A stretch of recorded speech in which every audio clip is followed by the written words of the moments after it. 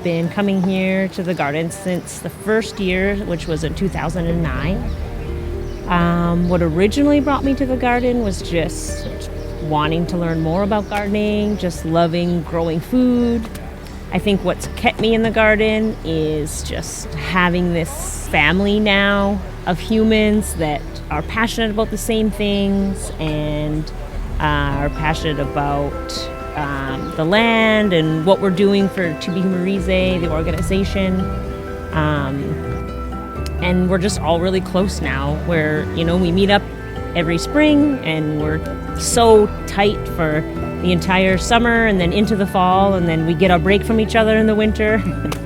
I get to meet so many different kinds of people, kind of find out what they're interested in and like where they would fit, and then bringing them to like the perfect job that makes them want to keep coming back again and again and again. And then, they get like stuck, once you're here so often, then you just like can't think of what else you'd want to do on a Tuesday night.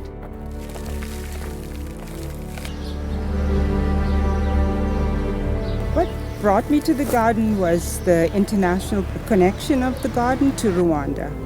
I used to work at the Stollery Children's Hospital, and it came up on our video feed, and then I came and I was a customer to start with. And then when I retired about 7-8 years ago, I decided to volunteer because I had no time.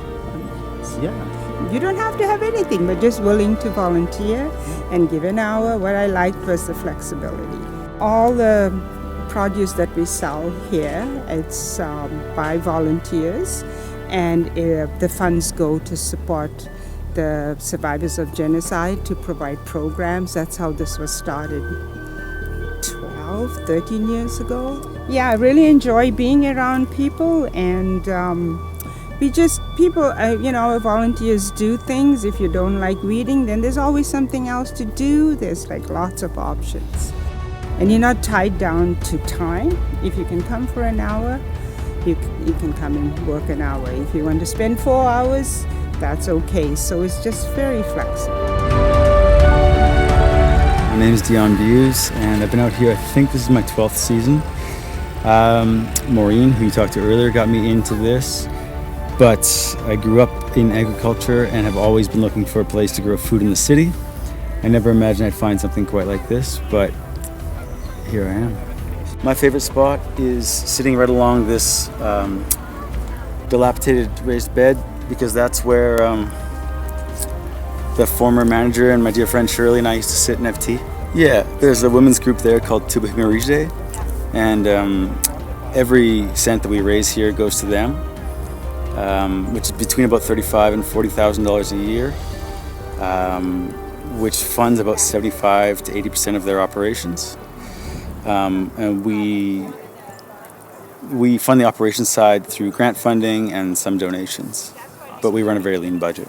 Yeah. I come out because I can't sit still, and I need to feel like I'm putting my body towards a future that is brighter, or else I can't find meaning in life. So, yeah, that's this. We have had really committed volunteers like Dion, and we had one of the founders, Shirley, who unfortunately died several years ago, 2 years now. And her vision was so strong that it just really filled the rest of us with inspiration, Like, part of it coming here is just feeling grateful for what we have and being able to give back. We want people to see where their food comes from, and that's part of it too. And part of joining is just being part of this same caring community that's here.